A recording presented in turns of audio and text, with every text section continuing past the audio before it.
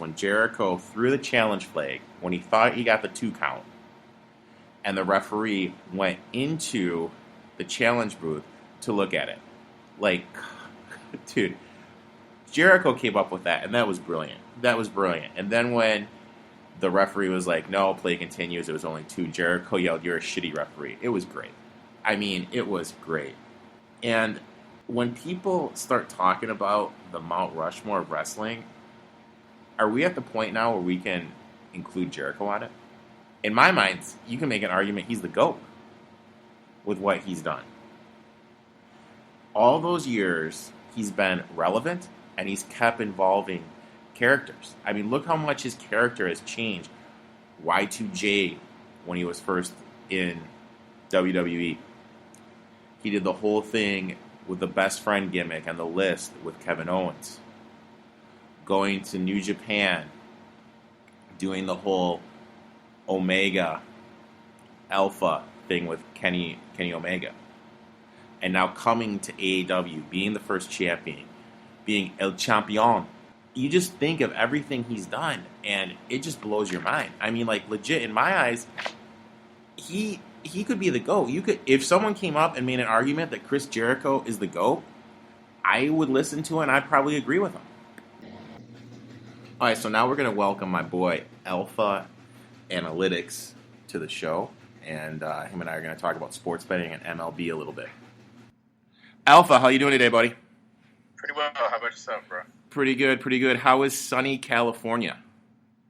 You know, like, it's starting to be better. It's definitely starting to feel like summer a little bit here. You know, we're starting to enter a little bit of, like, next phases of reopening in some cases. You know, restaurants are starting to enter, like, you know, social distancing practices and things like that. So, starting to be better just all around. But, you know, it's, what can you say? It's San Diego. Yeah, I mean, I have been to San Diego 4 times, and it was great. So I am insanely jealous of you. Yeah. All right, so my first question for you is, how did you get into sports betting? So, always been a fan of sports. You know, I grew up playing baseball my whole life. Okay. You know, basically was just a fan of just the one game, but, you know, I started to appreciate so many others just as you get older. You know, just start watching anything, finding a reason to have, you know, be out and be social. And then Vegas called my name. You know, I had some friends invite me out for March Madness, and that was basically all she wrote in terms of sports betting. I mean, I basically had participated out in Vegas in the World Series of Poker, and, you know, then when I was there for March Madness, I was just watching people bet left and right in the sports book, and, you know, I was just trying to figure it all out. Like, that was, you know, my, like, day one, trying to just understand and, you know, just really trying to understand how people are throwing money at a game for a trend to fall their way without really kind of knowing the numbers. Mm-hmm. Yeah, and I'll tell you what, if you haven't been out there for championship week, you have to go out there. That's my favorite week. I like that week more than I like March Madness. Oh, okay. Yeah, see, I like opening weekend of March Madness. I mean, I'm out in Vegas at least twice a year. Obviously not this year. But, you know, that's March Madness opening weekend. Love it. And then I get back out there for fantasy football draft for myself as well. Oh, nice. Yeah, I go out there way too much. I actually rolled the dice and booked a trip for Labor Day weekend, hoping it would be back open. Yeah. We got some tickets that we were trying to reserve as a group for hopefully Raiders, you know, pre-game, you know, preseason tickets along with our draft still, but we'll see. That's Vegas. You got to roll the dice, man. Yeah, man. So you're mainly stats driven, and how long, when you come up with your formulas, how long to get that data does it take you? It takes me quite a while. I mean, to your point, yes, I'm very much a stats guy. Like, I just kind of realized I can't just blindly follow people. You know, for my own personal betting, I need something to give me an understanding of, you know, why I'm placing my bet with, you know, a better probability, if you will. So, you know, it takes me quite a while. I do a lot of research and discovery into each league's, you know, main sports websites to understand what statistical data that they actually have out there in order to pull it in and organize it for my outputs of how I want to place a bet. So, you know, I start out basically first steps, basically researching websites. Second steps is, then taking that and organizing that data and, creating the spreads and totals that I'm looking at. And then it gets kind of intricate. It starts to get a little more into, my analytical mindset of regression formulas like linear, multiple, logistic, and then getting into the probabilities of odds with the Kelly criterion that I use as my money management formula. And then when you're looking at data, how big of a sample size do you feel you need? I generally feel like the bigger the sample size, the better the data model will have for an output.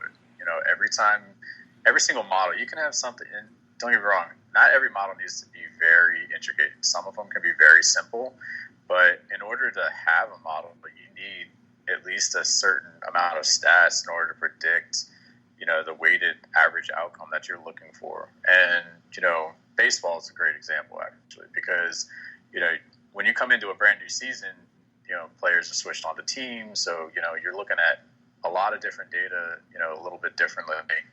And, especially for a team summary and output from that angle. So, it definitely has to come down to, basically starting with the last, I want to say probably like 2 to 3 seasons of data just for a good indicator of recent performance from a team summary. But then when you start to build out things, I mean, every league should have at least a month's, worth of data coming in, to bet slowly and then bet it smartly as well, just as individual player statistics roll up from the team summary. And then you jumped into the KBO. I haven't jumped off that bridge yet, but how much does your KBO formulas and the data you look at differ than your MLB, or does it stay the same since it's still just baseball data? So it does differ in a lot of ways. And if you asked me this probably about a week ago, I would have said a lot. I mean, we're talking about, I'm adding on as much as I can as more data comes in. That season for KBO just started. And so we're talking just a few weeks of, a sample size of information in some cases. But, the similarities are really right there. You've got aggregate team rankings, you've got hitting, pitching, home away factors. The differences, though, can be, the starting pitching and the bullpen, like DRA, and then as well as, getting into the more intricate levels of hitting WRC plus and DRC plus, which, for those unfamiliar, it's like the weighted runs created along with the different deserved runs created. So, it can really be different based on the individual projected player batting lineups and starting pitching lineups that go against it. Okay. Now, when I bet MLB, I have numerous rules that I follow because MLB for me is the hardest sport to bet, so I'm very limited with my volume. Now, when you bet MLB, do you have like certain rules that you follow or anything like that, or is it just what the numbers say? Yeah, not exactly betting rules. My formula is set up like a Moneyball approach. Do you believe in what you're doing? Then trust the process, trust the model. The Kelly criterion formula that I have, set up within my models, and this goes for every sports betting model I create, help me navigate whether to bet on a game or not. I trust my data. I trust, that it's a data-driven model to begin with. And, for a sport such as MLB, which is so data-driven in itself, that's how I'm placing my bets. So it's all about, Moneyball approach with Kelly criterion for how I place a bet. Now, with COVID-19, there's a high probability that there'll be 0 fans in attendance for these MLB games. Is that going to kind of change the way you bet the games, or with the fans, does that have 0 effect on it? So I actually am interested to see how this stat goes, because there are things that I can see with no fans in the different venues that are going to be used in terms of, what the season has in front of us. Mainly what I'm interested in seeing is the effect on home away factors and the stadium influences for sure. I'd have to basically observe, the stadium locations and kind of go from there with a lot of those factors. For instance, I tried to take last season, as they were doing overseas type stuff, like in London when the Yankees and I think Boston set up over there, and I took away the home away park factors. And and it was a blowout of a game. And so it's just kind of like, you can have them in there, but, if it's a neutral site in a lot of cases, which it sounds like we might be, coming to see for this current season, then you have to reduce those factors. So, because they're not playing at the same expectations of, the visiting parks that we're used to. Interesting. Because, I go up to, I'm in the Chicago suburbs, but it's easier for me to go up to Milwaukee, and I'm honestly sad I'm not going to be going to Miller Park this year. Have you been to Petco? Oh, all the time. Yeah, I go to Petco I'm sad I'm not there now. I had opening day tickets. Oh. I was ready for the season. I go to Petco at least 2 to 3 times a week when the home team's in town, because they have stuff like Taco Tuesday night. They got all kinds of great beer selection. It's just with their craft breweries in the ballpark. And yeah, man, that's just a great hangout spot for a Friday night to enjoy a beer and sit back and watch a great game. Jealous, man. That's one of the places I want to go to. Speaking of the Padres, I did some future bets, and Padres are one of the teams I invested in for a future.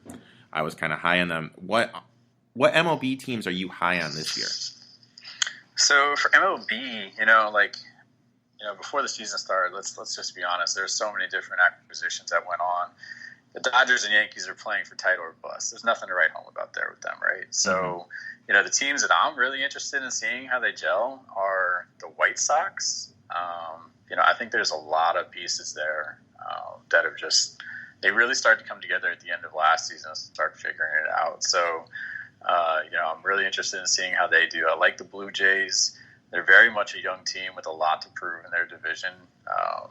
So I think that's also a really good one. I think the biggest team that I'm really excited to see this season would be the Los Angeles, Angels of Anaheim, of Orange County, of California, of America, basically, play their season out, because I want to see the best player in baseball playing in October. I want to see Trout. I'm interested to see how Rendon, Ohtani, Joe Adele is their upcomer, outfielder. I'm really interested in that team for this season. Well, I'm happy to hear that, because 2 of the teams I put futures on along with the Padres were the Blue Jays and the Angels. And I looked at it like I said, I'm in the Chicago suburbs. Madden got such a bad deal.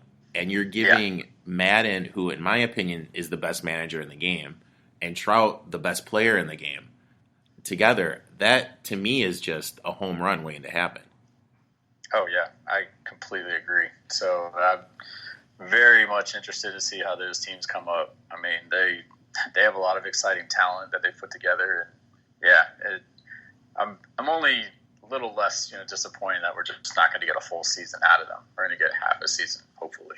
Oh, I know. And I think it's going to be fun for watching-wise. And like I said this last week, I think I'm never going to take a Marlins-Orioles mid-Wednesday game for granted again, because I'm missing baseball so much. Right. Exactly. But I think it's going to put more value on the game itself, because you're going to have such a small size of games. That random Wednesday game where you have to travel to Cleveland or whatever after the game, that most teams maybe just sandbag because they know they have a tight game against Cleveland or whatever. There's value on that game now. Every game is going to have value, which I like. What are some of the teams that you are low on? You named a couple right out of the gate there. Not to take them for granted, but, Baltimore would be one that just, sticks out, obviously, because they're in such a rebuilding mode, and they're in the really tough division. Pittsburgh themselves as well, they don't have a lot of pressure to perform. They also have a lot of new management around them. And then, Detroit, they don't really have any contention anytime soon, but I know they got some, starting pitcher aces that they're waiting to come up and see how they perform. Kansas City, again, no pushover, but they don't really have the expectations yet. They probably, have some prospects in their farm system they're waiting to produce still, so probably just not going to have a totally amazing season. And Miami, they shouldn't lose at least 80 games this year. I'll say that much about Miami. So, I think those are all the obvious ones that I think I'm just low on, just because it's kind of out of sight, out of mind that, when I think about competition between them. I grew up in Michigan, and I'm telling you what, as a Tiger fan, in like 4 years,